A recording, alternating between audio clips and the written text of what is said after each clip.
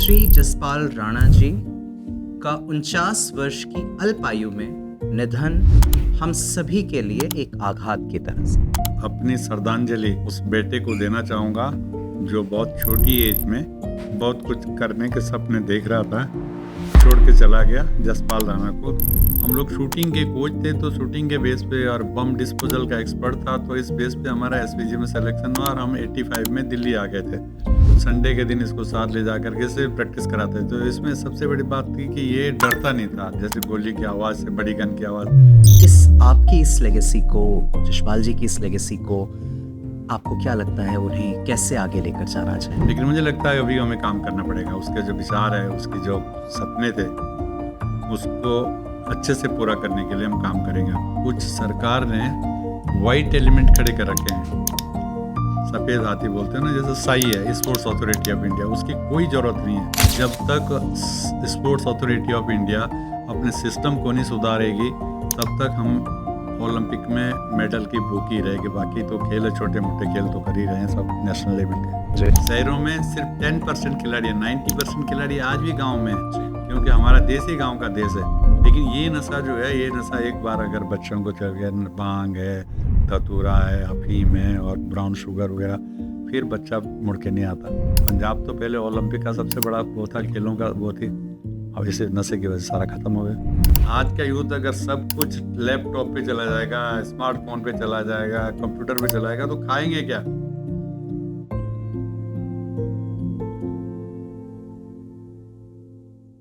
नमस्कार, the first witness के इस पॉडकास्ट में आपका स्वागत है। मेरा नाम रजत मिश्रा है। आज की ये चर्चा हमारे आम राजनीतिक और आर्थिक चर्चाओं से काफ़ी अलग और बेहद भावुक है। हमने हाल ही में भारत के एक दिग्गज निशानेबाज, पद्मश्री अवॉर्डी, अर्जुन और द्रोणाचार्य अवॉर्डी, एक ऐसे शख्स को खोया जो भारत के लाखों युवाओं के प्रेरणा स्रोत रहे। भारत और देवभूमि उत्तराखंड इससे शोक और सदमे में है। श्री जसपाल राणा जी का 49 वर्ष की अल्प आयु में निधन हम सभी के लिए एक आघात की तरह से।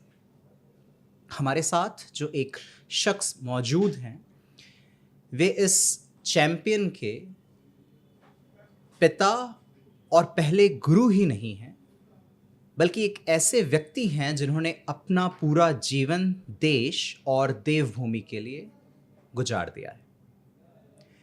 वे 1971 वॉर के वेटरन हैं, आईटीबीपी और एसपीजी के कमांडो, और साथ ही साथ जब 2000 में उत्तराखंड राज्य का निर्माण हुआ, उसके पहले खेल मंत्री श्री नारायण सिंह राणा जी। नमस्कार भैया।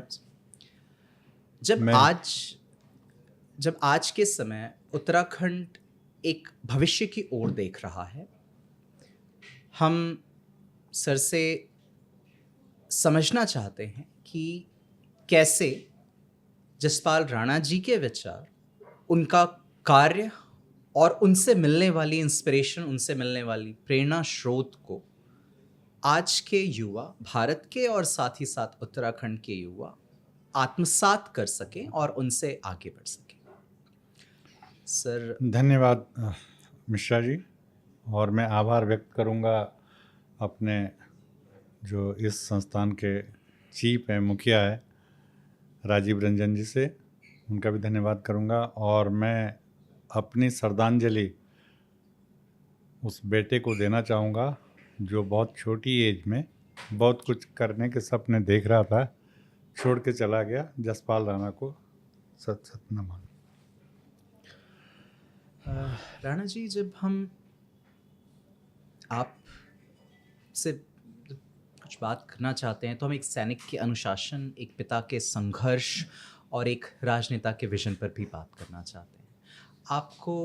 आप जैसा मैंने पहले कहा कि आप उनके पहले गुरु रहे हैं, आपने अपना पूरा जीवन उन्हें ये महान चैंपियन बनाने में लगाया। आपकी पोती भी बहुत अच्छी और विख्यात शूटर हैं। ऐसा क्या आपके अनुसार जसपाल जी में रहा, और ऐसा क्या जो हमारे युवा उनसे सीख सकते हैं, उन्हें आगे ले जा सकते हैं? देखिए, ऐसा तो हम जिस बैकग्राउंड से आते हैं पहाड़ से, तो हमारे पास न तो बंदूकें थी, ना हमारे पास में गोलियां थी। ये सब खेल जो है बड़े बड़े महाराजाओं का खेल था, वही खेलते थे। महाराजा कर्ण सिंह वगैरह, उनके जितने रजवाड़े थे उनके पास हज़ारों बंदूकें होती थी, सैनिक होते थे। और हम जब आए आईटीबीपी में आए, हमने पहले आईटीबीपी में ज्वाइन किया। उसकी ट्रेनिंग में मुझे पहली बार ही मेरे को एक निशानेबाजी में मेरे को कोच बना दिया 1 महीने की ट्रेनिंग के बाद। और फिर उसमें ट्रेनिंग करता रहा। उसके बाद में नेशनल चैम्पियन बने और कई कंपटीशन लड़े। और इसके साथ साथ फिर हमारा सिलेक्शन एसपीजी में हो गया 1985 में, जब इंदिरा गांधी जी का असैसिनेशन हुआ था, राजीव जी के लिए बना था। तो हम लोग शूटिंग के कोच थे, तो शूटिंग के बेस पे और बम डिस्पोजल का एक्सपर्ट था, तो इस बेस पे हमारा एसपीजी में सिलेक्शन हुआ और हम 85 में दिल्ली आ गए थे।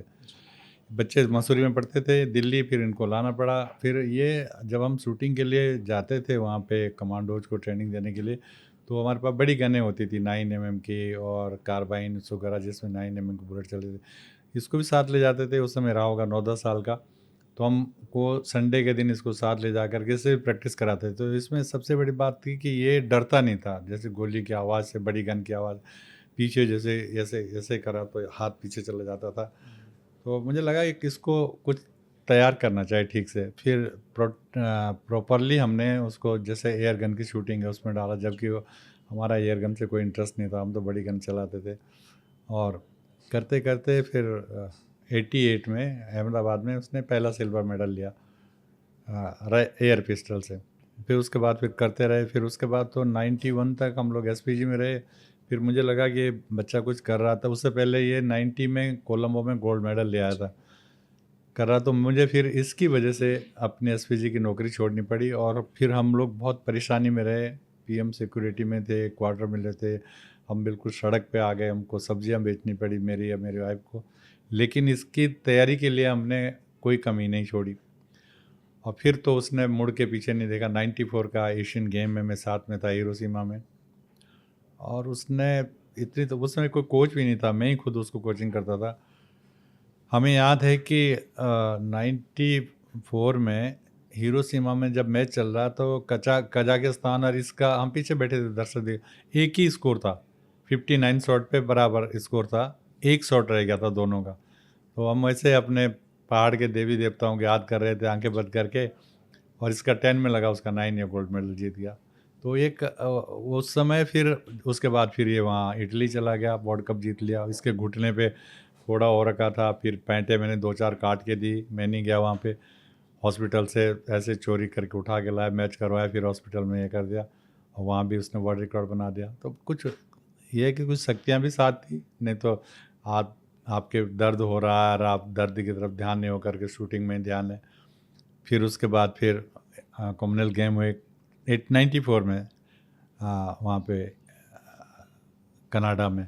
उसमें भी 3-4 मेडल आए। और मैं बताऊँ, जब वो मेडल लेके आ रहा था कनाडा में, तो जो इटली का जो शूटर था, इंग्लैंड का शूटर था, वो टाई शॉट हो गया इनका। तो टाई शॉट में उसने 1 बार नहीं, 2 बार नहीं, 3 बार में हराया उसको बराबर है। तो उससे पूछा लोगों ने कि भाई ये तुम 18 साल के बच्चे से आगे हार गए, तुम 40 साल से ओलंपियन है। तो बोला भाई मैं क्या करूं, एक बंदे के आर्म्स स्टील के जो है हाथ बने हुए हैं, वो हिलता ही नहीं, मूवमेंट ही नहीं, तो मैं क्या कर सकता हूं। तो इस टाइप की उसमें कैपेबिलिटी अपने आप पैदा किया। और उसके बाद तो फिर पीछे मुड़ के नहीं देखा।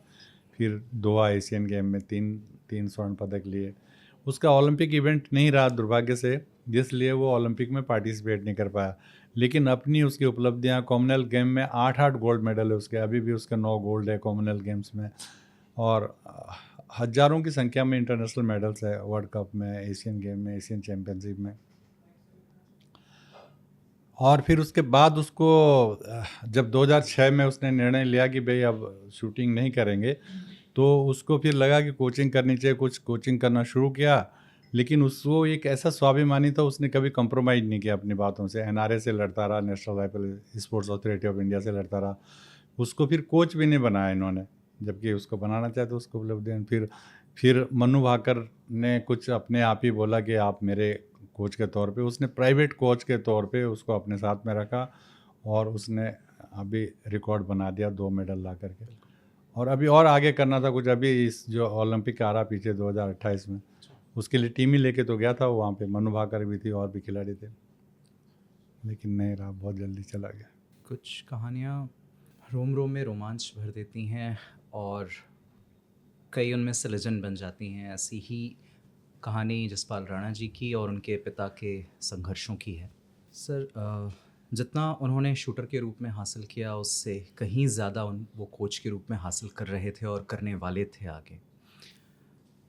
उसका बहुत सारा श्रेय आपको भी जाता है। आपका भी देश बहुत बहुत आभारी है आपके इस एटीट्यूड के लिए, आपके इस डिसिप्लिन अनुशासन के लिए, जो आपने एक वेटरन के रूप में, एक एसपीजी कमांडो के रूप में अब खुद में और अपने बच्चों में डाला। जब हम उत्तराखंड के युवाओं और पहाड़ के बच्चों की बात करते हैं तो आपकी इस लेगेसी को, जशपाल जी की इस लेगेसी को, आपको क्या लगता है उन्हें कैसे आगे लेकर जाना चाहिए? देखिए, नॉट ओनली पहाड़ के युवाओं को, अभी पूरे देश में जो खिलाड़ियों की और खेल की जो स्थिति है वो बिल्कुल सिमट करके शहरों में आ गई है। आप यहाँ दिल्ली में थोड़ा सा बाहर चले जाओगे, गुड़गांव के किसी गांव में, वहाँ कोई फैसिलिटी नहीं है। 5 किलोमीटर में फैसिलिटी नहीं है। 70% जो यूथ है वो गांव में रहता है, जो खेती बाड़ी करते हैं या गांव में पढ़ते हैं।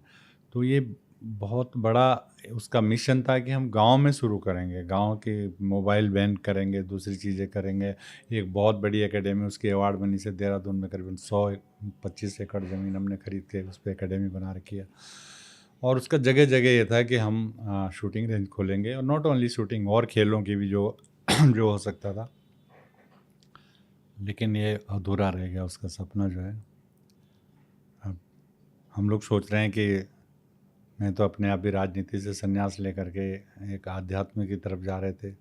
श्री श्री रविशंकर जी हमारे गुरु जी हैं, उनकी किताबें लगी हुई हैं।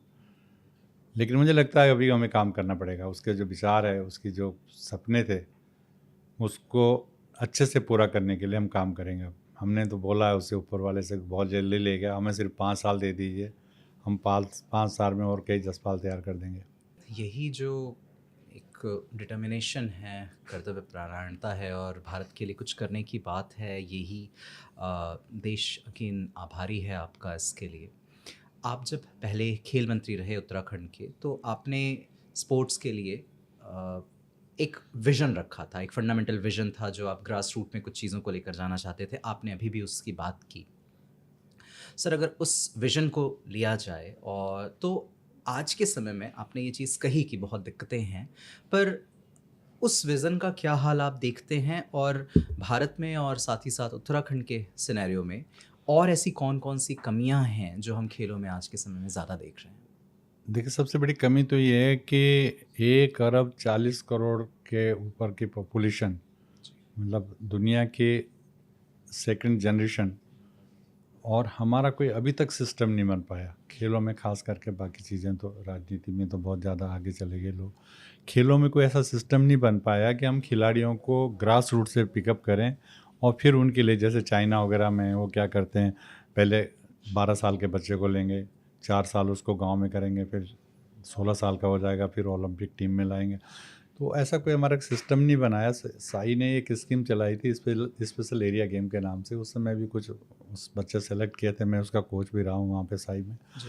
तो गवर्नमेंट को ये करना चाहिए कि भाई इतना बड़ा देश है और इतना बड़ा टैलेंट है पहाड़ में, और कुछ खेल तो ऐसे हैं जो पहाड़ के आदमी बहुत अच्छा कर सकते हैं। स्टेमिना वाले खेल है, भाग दौड़ वाले खेल है, वेट लिफ्टिंग वाले कोई चीज़ें ऐसे जो वो रूटीन में करते हैं। तो अभी सरकार को ये करना चाहिए कि भाई, उसका भी विचार था, अब हम तो करेंगे, लेकिन ये हम करेंगे एक छोटे स्केल पे। आप विचार मंच भी बनाएंगे, जसपाल राणा को भी करेंगे, लेकिन उसका दायरा एक बहुत छोटा होगा। सरकार बड़े दायरे में कर सकती है। वहाँ पे मैं तो कई बार बोलना भी चाहूँगा कि कुछ सरकार ने वाइट एलिमेंट खड़े कर रखे हैं, सफ़ेद हाथी बोलते हैं ना, जैसे साई है, स्पोर्ट्स अथॉरिटी ऑफ इंडिया, उसकी कोई ज़रूरत नहीं है।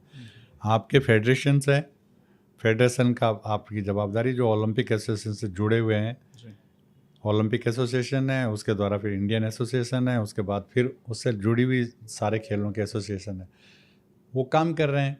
अब इसका आधा बजट तो जो है वो साई की तनख्वाहों में और उस पर चला जाता है, उस पर खिलाड़ियों का कोई काम नहीं, और कुछ काम भी नहीं कर रहे हैं। मैं तो गवर्नमेंट के साथ में तो अपने सरकार का आदमी, लेकिन मैं खुद खुले मन से बोलता हूँ कि जब तक स्पोर्ट्स अथॉरिटी ऑफ इंडिया अपने सिस्टम को नहीं सुधारेगी तब तक हम ओलंपिक में मेडल की भूख ही रहेगी। बाकी तो खेल है, छोटे मोटे खेल तो कर ही रहे हैं सब नेशनल लेवल के। जी।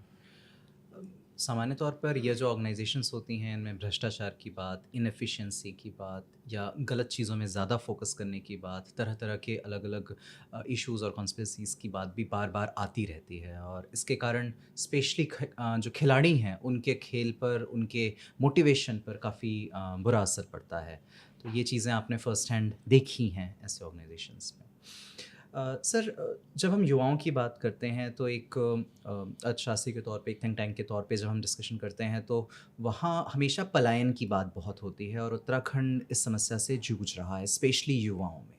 तो क्या आपको लगता है कि अगर खेल को साथ ही साथ रक्षा को, जो डिफेंस के, या फिर आप सीएपीएफ को बिलोंग करते हैं, इन चीज़ों पर अगर मान लीजिए युवाओं को प्रेरित किया जाए तो जो उनका डीमोटिवेशन का फैक्टर बढ़ता जा रहा है या वो गलत चीज़ों में लिप्त हो रहे हैं, उनको एक सही रास्ते पर लाया जा सकता है, और साथ ही साथ एक अर्थव्यवस्था के तौर पे जो 2047 का विकसित भारत का लक्ष्य है वो भी हासिल किया देखिए, पहाड़ों में जो पलायन हो रहा है उसके पीछे एक सीधा सा एक लोगों की यह है कि आप आजकल बिना पैसे के तो कुछ नहीं हो सकता, ना आपकी गाड़ी चलती ना आपका मोबाइल चलता। पहले ये था कि जो गांव में लोग थे उनके लिए कोई ज़रूरत ही नहीं थी, घर का मुखिया होता था, अनाज घर पे हो जाता था, गाड़ी की ज़रूरत नहीं थी, पेट्रोल डीजल की ज़रूरत नहीं थी, मोबाइल की ज़रूरत। अभी क्या है, बच्चा पढ़ गया है, +2 कर दिया, उसने ग्रेजुएशन कर लिया और उसको पैसा चाहिए। पैसा पहाड़ में है नहीं, कोई सोर्स ऑफ इनकम है नहीं, कुछ नहीं। जी। और बिना पैसे के यूथ कुछ नहीं कर सकता। तो जब तक उनको वहीं पे रोज़गार नहीं मिल जाए, वहाँ पे सारी आप ऑर्गेनिक फार्मिंग की बात कर सकते हैं, हॉर्टिकल्चर की बात कर सकते हैं, और डेयरी फार्मिंग की बात कर सकते हैं जो वहाँ पे, जब तक वहाँ पे उन लोगों को अपने काम पे नहीं लगाया जाए, खेलों की सुविधाएं नहीं हुई। अब हर बच्चा तो स्टेडियम में जा नहीं सकता जी। न, उसके पास पैसा ही नहीं है। वहीं स्टेडियम बनाए जाए, वहीं कोचेज रखे जाए, तो मास तो वही है ना। आपके पास तो 10% लोग हैं, शहरों में सिर्फ 10% खिलाड़ी है, 90% खिलाड़ी आज भी गांव में है, जी। क्योंकि हमारा देश ही गांव का देश है। वहाँ से कोई टैलेंट को कोई, वहाँ टैलेंट भरा पड़ा है। मैं उसका एक एग्जांपल देता हूँ आपको कि अगर आप थोड़ा सा एक्सपेरिमेंट करें, एक अंग्रेज़ के बच्चे को लाओ और किसी पहाड़ के किसी गरीब परिवार में दे दो पैदा होते ही 5 साल, और वहाँ के बच्चे को एक अंग्रेज के घर में दोगे तो आपको पता चल जाएगा रिजल्ट 5 साल के बाद वो अंग्रेजी बोलेगा, वो पहाड़ी बोलेगा। तो जब तक हम सिस्टम को नहीं करेंगे तब तक कैसे वो हो जाएगा। जब हम उनको देंगे ही नहीं कुछ नहीं वहाँ पे, वो कैसे ओलंपियन बन सकते हैं, कैसे खिलाड़ी बन सकते हैं। तो ये बहुत आवश्यकता है, इसकी तरफ सरकार को ध्यान करना चाहिए। उसका भी यही लड़ाई थी, जी। जसपाल की भी यही लड़ाई थी कि पैसे वाले लोगों के लिए तो कोई कमी नहीं है शहरों में, लेकिन जिनके पास कुछ नहीं है, एक पैलेट्स शूटिंग जैसा खेल बहुत महंगा। अगर आप सीरियसली एक दिन मैच करते हैं .22 पिस्टल का, तो you need minimum 5000 rupees per day. कहाँ से आए 5000? तो वहाँ तनख्वाह नहीं मिलती लोगों को, यूथ को। दूसरी बात, यूथ बहुत जल्दी जो है वो नशे की तरफ प्रभावित हो रहा। पहाड़ में बहुत नशा आ गया है, और इसके लिए मैंने खुद अभी पाकिस्तान बॉर्डर पे जा कर के देखा है। हमारे मित्र हैं डॉक्टर KPS राणा जी, जो पंजाब के हुए। तो मैंने बोला भाई साहब क्या हो गया है पंजाब में, सारा इतना ड्रग्स हो गया। बोला आप जाओ बॉर्डर पे, ले गए मेरे को कान भाई के साथ में। तो वहाँ पे पूरा के पूरा ड्रग्स का कारोबार चल रहा। मजीठिया है, बादल का साला, वहाँ पे उसने पूरा हाईजैक कर रखा, वो किसी को नहीं सुनता। बाकायदा वहाँ पे ऊपर से वो फेंकते हैं, इधर JCB से ड्रग्स को, इधर से ये हीरो मोती फेंकते हैं, सारा ड्रग्स आता है। वहाँ बायर बैठे हुए थानों में जा कर के, मैंने अपनी आंखों से देखा, सारा ड्रग्स पूरे देश में बढ़ रहा। और वो नशा ऐसा है कि हम नहीं बोलते कि ये बियर पीता है कोई या वाइन पीता है, हम उसको नशे में गिनते नहीं होते। पार्ट ऑफ द फूड आदमी खाता है सारा विदेश का। लेकिन ये नशा जो है, ये नशा एक बार अगर बच्चों को चल गया, भांग है, धतूरा है, अफीम है और ब्राउन शुगर वगैरह, फिर बच्चा मुड़ के नहीं आता, पागल हो जाते हैं। और ऐसे पूरा पंजाब हो गया, पंजाब का खेल ही ख़त्म हो गया। अभी हरियाणा में थोड़ा बहुत खेल हो रहा है, वहाँ थोड़ा नशा नहीं आया। पंजाब तो पहले ओलंपिक का सबसे बड़ा वो था, खेलों का वो थी, अब इसी नशे की वजह से सारा ख़त्म हो गया। सबसे बड़ा अगर कंट्रोल करना है तो नशे, हम इसी विचार मंच के माध्यम से जसपाल राणा विचार मंच के माध्यम से एक पूरे देश में एक रैलियां निकालेंगे, जगह जगह जाएंगे और ख़ास करके खिलाड़ियों को तैयार करेंगे, समाज को तैयार करेंगे और नशे के खिलाफ जो है एक आंदोलन चलाएंगे पूरा। जी। आपका यह इनिशिएटिव है बहुत ज़्यादा सराहनीय और स्वागत योग्य है। हम उम्मीद करते हैं जितनी भी असिस्टेंस इसमें हम अपने तरफ से प्रोवाइड कर सकते हैं, हम we will love to do that. Sir अभी अगर उत्तराखंड की हम बात करते हैं तो हमने हाल में देखा है बहुत तरह के चेंजेस वहाँ पर हुए, डिस्कशंस हुए, मुख्यमंत्री जी ने यूसीसी को काफ़ी ज़्यादा पुश किया। आप युवाओं की बात कर रहे हैं, आप पहाड़ी बच्चों की बात कर रहे हैं, क्या लगता है कि सरकार आज के समय में ग्रास रूट्स से जो ज़मीनी मुद्दे हैं उनसे कितना कनेक्टेड है, कितना उनको समझ पा रही है और कितना उस पर काम कर रही है? देखिए, जहाँ तक खेलों का सवाल है, अभी काफ़ी कुछ जो है अभी हमने नेशनल गेम कराए थे, जिसमें करीबन 35-36 स्टेडियम बना दिए वहाँ पे एक ही कॉम्प्लेक्स में और जगह भी बनाए। तो फैसिलिटी भी बहुत अच्छी हो रखी है। लेकिन फैसिलिटी का क्या करेंगे जब कोच नहीं होंगे, खिलाड़ी नहीं होंगे, सबसे बड़ी बात खिलाड़ियों के लिए कोई सुविधा है नहीं। बना दिया, आदमी वही आएगा जो शहर में, पहाड़ का आदमी आ नहीं सकता।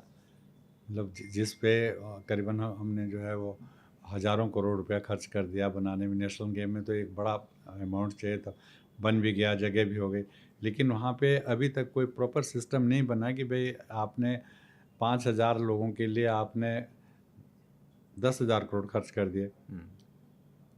अब उसका यूटिलाइजेशन क्या है? अब तो अब वहाँ पे बाकायदा प्रॉपर सारी सुविधाएं हैं, कोचेज हो वहाँ पे, कोई आइडेंटिफाई करें, खिलाड़ियों को तैयार करें नेशनल लेवल के, और तो ऐसा कोई सिस्टम बन नहीं पा रहा अभी तक। ये है कि राजनीति का जो भूत है लोगों के ऊपर सवार है और उसमें 24 घंटे बस वही देखते हैं कि भाई क्या हो रहा है, एक दूसरे की क्रिटिसाइज के अलावा, हिंदू मुसलमान के अलावा कुछ नहीं हो रहा। आपने कहा जसपाल जी ने कभी भी अपने आइडियल्स से, अपने आदर्शों से समझौता नहीं किया। ये बात आपके लिए भी लागू होती है, आपने भी अपने आदर्शों को बनाए रखा है, सिद्धांतों पर आप खड़े रहे हैं। अगर हम आज के समय में अलग अलग पार्टीज़ की बात करते हैं तो ऐसा क्या है जो वो गढ़वाल और कुमाऊं के लोगों के लिए मिस कर जा रहे हैं? मतलब ऐसी कौन सी चीज़ है जो शायद वो समझ नहीं पा रहे हैं या जिसमें ज़्यादा प्रयास करने की आवश्यकता है और पार्टियां ध्यान नहीं दे पा रही हैं? देखिए, तो अब करना चाहिए, हमारा यंग मुख्यमंत्री है वहाँ पे, जी। और उनको ये करना चाहिए कि कम से कम अभी समस्या ये है ना कि कोई पूछता भी नहीं है। अभी नेशनल गेम कराए, जसपाल इसीलिए नाराज़ हो गया कि भाई उसको पूछा ही नहीं उन्होंने। मतलब आप कम से कम उसको वहाँ एडवाइजरी कमेटी में रखते, कुछ करते। अब वहाँ जो बैठे हुए हैं वो ब्यूरोक्रेट बैठे हुए हैं, उनकी अपनी चलती है सारा ये। जब तक खिलाड़ी वहाँ पे पीटी ऊषा को ला करके बैठा दिया यहाँ पे, तो कम से कम एक खिलाड़ी तो है वहाँ पे, जी। बैठा दिए उसको, चाहे उसकी नहीं भी है, बाकी सिस्टम काम करता है। एक खिलाड़ी तो है वहाँ पे जिसने देश को सम्मान दिलाया। बिल्कुल। तो ये कई चीज़ें हैं, राजनीति ज़्यादा घुस जाती है तो अभी उसमें हम बहुत ज़्यादा उस तरफ जाना नहीं चाहते कि सरकारें क्या कर रही है। हम वापस आपके फैमिली पर, परिवार पर आते हैं और जसपाल जी के अलावा आपके बाकी बच्चे भी और साथ ही साथ आपकी पोती भी बहुत अच्छी शूटर है। खिलाड़ी के तौर पे हम सामान्य तौर पे परिवार के अलग अलग लोगों की बात समझते हैं कि हाँ, उनके जो बच्चे हैं वो भी उस स्पोर्ट्स, उस बिज़नेस को या प्रोफेशन को आगे कंटिन्यू करते हैं, पर शूटिंग स्किल का खेल है, बहुत ज़्यादा स्किल चाहिए होती है। आपने ऐसा क्या माहौल अपने परिवार में रखा, क्रिएट किया, जिसके चलते इतने चैंपियंस हमें देखने को मिले? देखिए, जब घर में जब जसपाल ने शूटिंग शुरू की तो मैं एसपीजी का शूटिंग का ही कोच था, पीएम सिक्योरिटी का। जी। तो घर में सारे हथियार होते थे, गोलियां होती थी, फिर उनके लिए फिर नए वेपन में आए। तो धीरे धीरे करके वो बढ़ते गए परिवार का। आज 45 लोग नेशनल खेलते हैं हमारे परिवार से, फैमिली से, और कम से कम 5,000 लोग हमारे स्टूडेंट हैं जो नेशनल लेवल से खेल रहे हैं, जिसमें कम से कम जो है जसपाल के और हमारे स्टूडेंट लगा के 100 से ऊपर एशियन गेम है, कॉमनवेल्थ के। तो अब वो सारी चीज़ें एक सिस्टम में ही आ गई पूरी कि भाई ये जहन में। अभी बच्चों की बात भी करते हैं तो छोटा बेटा जो सुभाष राणा है, वो पैरा ओलंपिक का कोट है, उसने 9 मेडल आ गए उसके ओलंपिक में, 2020 में भी। अभी उसको द्रोणाचार्य मिला। वो अपने आप भी शूटर रहा, बहुत अच्छा रहा, अभी कोच है। बेटी है मेरी जो राजनाथ सिंह की बहू है, सुषमा सिंह, पंकज हमारे दामाद है, वो भी कॉमनवेल्थ गेम की 2006 की गोल्ड मेडलिस्ट है। जी। और अभी बच्चों के, जसपाल के बच्चे भी है, देवांशी 4 बार वर्ल्ड चैंपियन बन चुकी है, उसका बेटा भी ट्रैप खेल रहा है। जो मेरी बेटी है उसकी बेटी भी ट्रैप खेल रही है नेशनल लेवल पे। तो एक जब माहौल बन जाता है तो हम कुछ और दिमाग में आता ही नहीं है कुछ। जैसे अभी कई चीज़ बच्चे जो है वो इधर उधर की बातें सोचती हैं, बॉयफ्रेंड गर्लफ्रेंड, और इसी में अपना सारा समय निकाल रहे हैं। तो उन बच्चों को कुछ सोचने का टाइम नहीं है ऐसा। वो पूरा 5-6 घंटे प्रैक्टिस करेगा, फिर आएगा अपने थक हार के सूर जाएगा। तो उनके पास इतना टाइम नहीं है कि वो फालतू की चीज़ों पे जा कर के बढ़े। हेलो आई भी बंद कर देते हैं उनका। जसपाल सूर्य मोबाइल सारे बंद। मनु भाकर जब मेडल लाई तो उससे पहले उसका 6 महीने तक सारा मोबाइल बंद करके रखा। तो जब तक ये सिस्टम नहीं होगा, आप बाहर की कंट्रियों में कितना डेवलप सिस्टम है। अब हम वो लोग अभी सुपर जेट से चल रहे हैं जी। और हम खेलों के मामले में बैलगाड़ी से चल रहे हैं। अभी हमारी ये स्थिति है। तो अगर उसके बावजूद भी अगर मेडल आता है तो ये क्रेडिट आप समझ सकते हैं किसको जाना चाहिए। जी। सर खेलों को लेकर आपका कमिटमेंट भी है, आपकी दूरदर्शिता भी है, और जो माहौल मैंने इसलिए भी आपसे जानना चाहा कि जो माहौल आपने एक परिवार में किया, आप वो चाह रहे हैं और उसके लिए कोशिश कर रहे हैं कि ये पूरे देश में ये माहौल बनाया जा सके और वहाँ के बच्चे कर सकें। आपने थोड़ी बहुत बातें बताई भी उसके लिए, बट आपके उस विज़न को हम एक बार और थोड़ा समझना चाहेंगे डिटेल में कि कैसे क्या-क्या चीज़ें आप चाह रहे हैं कि पूरे भारत में, देश भर में किया जा सके? देखिए अभी तो बहुत सारे जो है शूटिंग के रेंजेज बन गए हैं। जी। जो बच्चा हमारा नेशनल लेवल पे जाता है वो अपना शूटिंग रेंज बना रहा है वहाँ पे। अब पूरे देश में कोई शहर ऐसा, शहर में भी 50 बन गए, छोटे छोटे कस्बे होंगे वहाँ भी। तो अभी माहौल तो बन गया है और बच्चे भी सीखने लग गए हैं, नेशनल लेवल पे जाने लग गए हैं। अभी अभी कल ही जो है उन्होंने वो निकाला है कि जो नेशनल लेवल पे गया उनको जॉब जॉब के लिए कल ही बांटे उन्होंने उत्तराखंड में। जी। तो आप राष्ट्रीय स्तर पे, या तो आप अभी डीयू में एडमिशन के लिए यू नीड 97% मार्क्स, इतना ही चाहिए ना। 96 वाला कटअप हो जाएगा। जी। और हमारा जो खिलाड़ी है नेशनल लेवल पे खेला उस 50% में उसका एडमिशन हो जाएगा। सही। कोटा बना रखा है। राजीव जी के टाइम पे मैंने लड़ाई लड़ी, राहुल गांधी का और जसपाल का स्पोर्ट्स कोटे के बेस पे स्टीफन कॉलेज में एडमिशन हुआ, जहाँ 97-95%। तो खिलाड़ियों के लिए ऐसा नहीं है कि अभी बहुत सारा गवर्नमेंट की स्कीम्स है। जॉब, सबसे बड़ी बात तो जॉब गारंटी है, क्योंकि खेलता रहेगा क्या करेगा। जब तक जॉब नहीं होगा तब तक कुछ नहीं होगा। तो अभी उत्तर प्रदेश में भी तो ये हो गया कि जो ओलंपिक मेडलिस्ट है उनको गजटेड पोस्ट और 6 करोड़ रुपया इनाम, और ऐसे सारे लोगों को मिल गया। उत्तराखंड में भी मिल गया। जहाँ जहाँ भी ओलंपिक मेडल है, एशियन मेडल है, उनको पैसे की भी कोई कमी नहीं है। जॉब भी उनको जो है ऑफ़र किए जा रहे हैं। तो अभी ऐसा नहीं है। पहले ज़माने में होता था पढ़ोगे लिखोगे तो होगे खराब, बनोगे नवाब। जी, और खेलोगे आज कूदोगे आज हुए उल्टा हो गया। आज जो है कि खेलोगे कूदोगे तो बनोगे नवाब, नहीं पढ़ोगे तो रह जाओगे। तो ऐसा नहीं है, अभी उल्टा हो गया है कि आज खिलाड़ियों का, आज धोनी देख लीजिए या कोई भी देख लीजिए, बड़े क्रिकेट के खिलाड़ी है। अभी अभी मैं देख रहा था, अभी धोनी कहाँ गया था पता नहीं, देहरादून मसूरी गया था। जी। तो लिख रहे थे 3 करोड़ की गाड़ी है, मतलब अभी उन्होंने ट्वीट किया किसी ने। तो कहाँ, धोनी एक पहाड़ का बच्चा, उसका पिताजी जो है कलर की नौकरी या चपरासी की नौकरी कर रहा था। तो ऐसा नहीं है कि खिलाड़ियों का बहुत अच्छा अभी स्कोप है। सरकार को थोड़ा और ध्यान देना चाहिए। सरकार को थोड़ा और ध्यान देना चाहिए, और आप इसके लिए जो प्रयास कर रहे हैं, और स्पेशली जो जसपाल जी ने भी किया था, वो बहुत सराहनीय है, और भारत और पूरा देश आपको हृदय से धन्यवाद करता है। सर आपने ऐसी स्थिति में हमसे बात करने के लिए समय निकाला, बहुत बहुत मैं तो बिल्कुल भी स्थिति में नहीं था। महारानी जी का धन्यवाद करते हैं, इन्होंने घर से उठा के लाया। बच्चे भी मना कर रहे थे कि अभी मत जाओ 13वीं तक। तो मैंने बोला, मैंने कहा भाई टाइम इज़ रनिंग फास्ट। हम अगर समय के साथ नहीं चलेंगे समय पीछे छोड़ देगा। अब हमारी परंपराएं, हमारे संस्कार है कि 13 दिन तक वो चली गई, वो आत्मा चली गई जहाँ है वो। अगर कहीं देख रहे हो, देख रहे हो, उसके लिए जो भी क्रियाक्रम है वो कर रहे हैं। लेकिन अगर हम कुछ करना चाहते हैं, अब उसके जाने के बाद तो हमें खुद करना पड़ेगा, हमें मजबूत होना पड़ेगा। ये रोना धोना भी 1-2 दिन चलेगा, उसके बाद हम सिस्टम को खड़ा करेंगे, हम उसके विचारों को। हम राजीव रंजन जी से भी निवेदन करते हैं कि वो जुड़े हमसे। एक जसपाल राणा विचार मंच का एक ऐसा बनाएंगे पूरे देश में, जा कर के हम जगह जगह जा कर के उसके विचारों को, और जो उसके चिंतन थे कि भाई आप सब कुछ, अगर आज का यूथ अगर सब कुछ लैपटॉप पे चला जाएगा, स्मार्टफोन पे चला जाएगा, कंप्यूटर पे चलाएगा, तो खाएंगे क्या? खाना तो खाना ही है ना। खाना कौन देगा? किसान देगा। दूध कौन देगा? डेयरी वाला देगा। फल फ्रूट कौन देगा? हॉर्टिकल्चर वाला देगा। तो जब सारे उसी पे चलेंगे तो उसको कौन पैदा करेगा? और हो भी रहा है ऐसे ही, लोगों ने छोड़ दिया है। तो मतलब ऐसा नहीं था कि उसका सिर्फ स्पोर्ट्स में था, उसका और भी विजन था कि भाई हम लोग उनके लिए भी काम करें, जो गरीब लोग हैं, जो जिनको कुछ नहीं मिलता है। अब देखते हैं, कुछ हम शक्ति दे भगवान ऐसे कि हम कुछ कर सकें यूथ के लिए, बच्चों के लिए, समाज के लिए। बहुत महत्वपूर्ण बात है जो आपने कही कि जब भी हम श्रद्धांजलि देना चाहते हैं तो उनके विचारों और कार्य और जो उनके सपने हैं उनको हम संस्थागत रूप से कितना आगे लेकर जा सकते हैं, यही सच्ची श्रद्धांजलि होती है।